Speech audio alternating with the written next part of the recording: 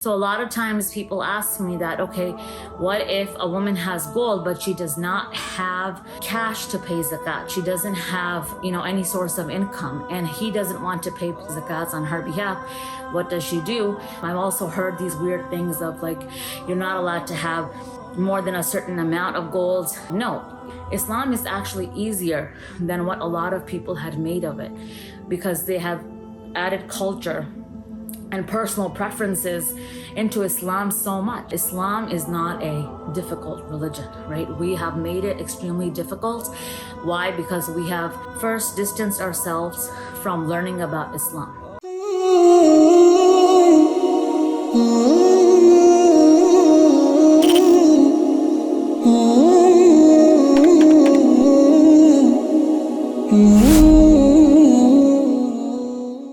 Bismillah ar-Rahman ar-Rahim. Assalamu alaikum, everyone.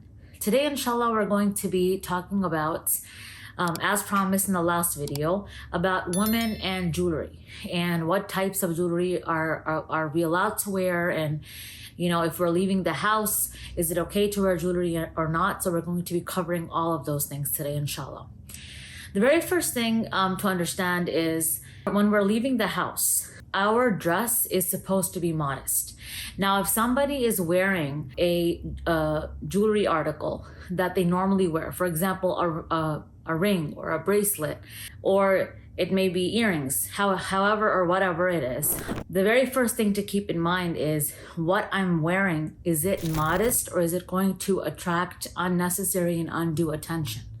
Right? So if someone's purpose is that, I'm going to wear a large necklace, or I'm going to have large earrings, or I'm going to have a statement ring, and it's going to attract attention from the opposite gender, and that is the purpose or the intent behind it, of course that is wrong. And when I say this, I know it seems a bit off, like who would want to do that? Or why would a woman want to do that? So I'm not saying it's something that we commonly do, but if someone is going out and this is their purpose and this is their intent, then that intent is wrong, because consciously putting on something just to attract the attention of the opposite gender is not considered modest, and that is unacceptable in our religion. If we're living in an area where it's common to wear wedding rings, it's common to wear a small bracelet, it's common to wear certain articles of jewelry, and that's something that's not against the norm, like no one is going to just stare at you because you're wearing a certain type of jewelry, then that would be perfectly fine. The second thing to keep in mind is that the jewelry that is already concealed, like for example, it doesn't need to show. One example is anklets. Our ankles are supposed to be covered in public. Why? Because covering the ankles is actually a part of the awda, or the part of the body that every scholar believes a woman has to cover, right? So anklets are supposed to be covered outside. Now, if someone's anklet is showing outside, that again is now creating a unnecessary attention, or it's actually a part of jewelry or a piece of jewelry that's supposed to be concealed. And that is why anything that is generally, concealed, for example, some people wear chains around their necks and they're normally even hidden.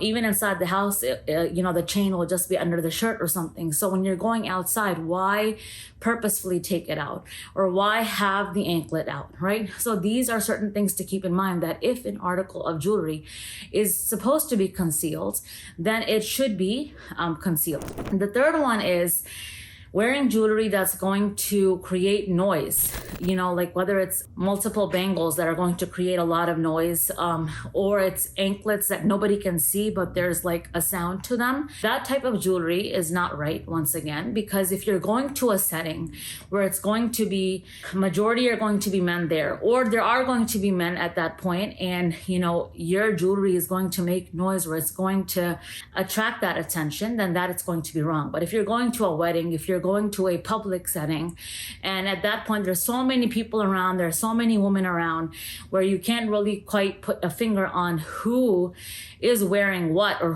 where is that noise, where is that the clinging noise coming from, then at that point, of course, you can wear that. The fourth thing to keep in mind is zakats.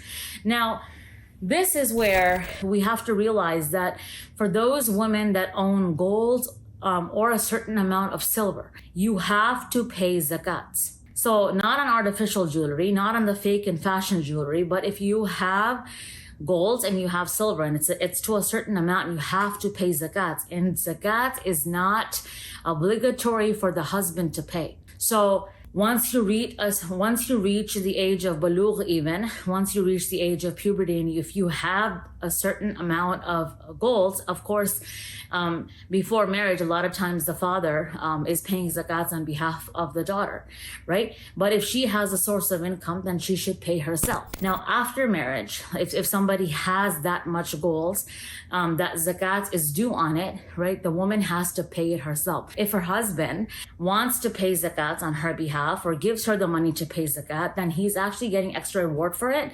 The zakat is now, like the obligation is fulfilled. So even if her husband is helping her pay it, there's nothing wrong with it. But a woman cannot force her husband to pay zakat, nor does he get sin for not paying it.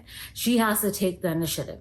So a lot of times people ask me that, okay, what if a woman has gold, but she does not have cash to pay zakat? She doesn't have, any source of income, and he doesn't want to pay zakats on her behalf. What does she do? Then at that point, you would sell the amount of gold that's due for zakat, and you would pay zakat for that. But wearing jewelry is perfectly fine. Wearing jewelry is perfectly permissible. I've also heard these weird things of like, you're not allowed to have more than a certain amount of gold. No, you can have as much gold as you can afford as long as you're paying zakats on it, right? And zakat is due on 85 grams of gold. So if you have less than 85 grams of gold, you don't have to pay zakat. But if you have more than 85 grams of gold, you have to pay zakats on it. And again, that's an obligation on the woman. If her husband, if her brother, if her father is helping her pay it, they're doing it tabarru'an, they're going to get reward, but it's not their obligation. Now, when I was talking about how to wear jewelry outside and how it's okay to wear jewelry that is according to societal norms, as long as it's not purposeful and it's not intentional to attract the attention from the opposite gender, there's actually an ayah in the Quran where Allah subhanahu wa ta'ala says that, tell the women to lower their gaze and guard their chastity, and also to cover their adornments except what is already apparent. So in situations like these, right, scholars use this ayah that, for example, if you are working or if you go out shopping, right, and, rings is something that's already apparent, and there's no consensus of the scholars on covering your hand in public. So it's like something you will already be wearing and it's already apparent. So if somebody's wearing it, that's perfectly fine. I wanted to mention the ayah because a lot of people always say that, you don't mention the ayah or the hadith because I refer to it, but sometimes I don't clearly mention it. But this is the ayah of the Quran. It's in Surah Ahzab, which the ulama use as a proof that it's okay to wear jewelry outside that doesn't have to be concealed because it's already, on a body part that doesn't have to be covered outside. But remember, the intention and the purpose is always there. At the end, I do want to also add that Islam is not a difficult religion, right? We have made it extremely difficult. Why? Because we have first distanced ourselves from learning about Islam.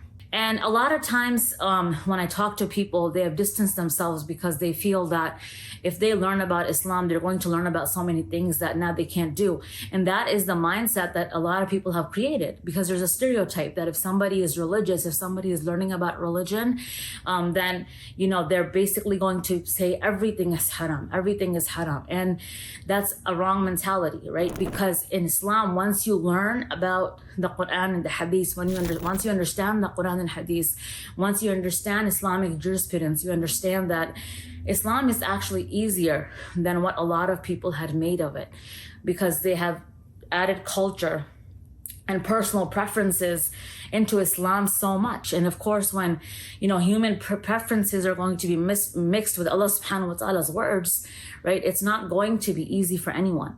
That's why Islam does not force zulm or oppression, or women are not forced to, you can't wear jewelry and you can't wear this, you can't wear that.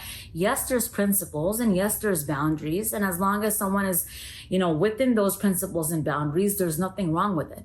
And that is why ever since I made the makeup video, I realized after reading the comments that there is a certain almost brainwashing that has been done to certain people in certain communities that is mostly cultural, right? Like, let's just call something haram and, make the woman scared of it and just tell them they can't do it, and khalas, no one's gonna ask the question about it.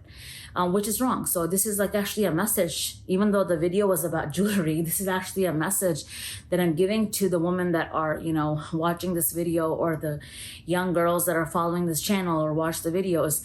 Educate yourself on Islam. Empower yourself with Islam, because it's actually more freeing than you think. Islam is way more freeing than our cultures, right? So just keeping that in mind, inshallah. So today's video, I wanted to keep it very short. There wasn't much detail to it, but people were asking about wearing jewelry outside and what type of jewelry can be worn, so I just wanted to cover that. Inshallah, for the upcoming videos, I want you guys to give me some ideas. If you guys have questions about particular hadiths, if you guys have questions about, any ruling in Islam, please feel free to, send messages or ask in the comment section, and I will make those videos accordingly. I have a few more lined up based on the questions that were asked in the previous weeks, but definitely if you guys want particular videos, do let me know. I hope today's video was helpful. Inshallah, I'll see you guys next time. Please do like, share, and subscribe to the channel. Assalamu alaikum wa rahmatullah.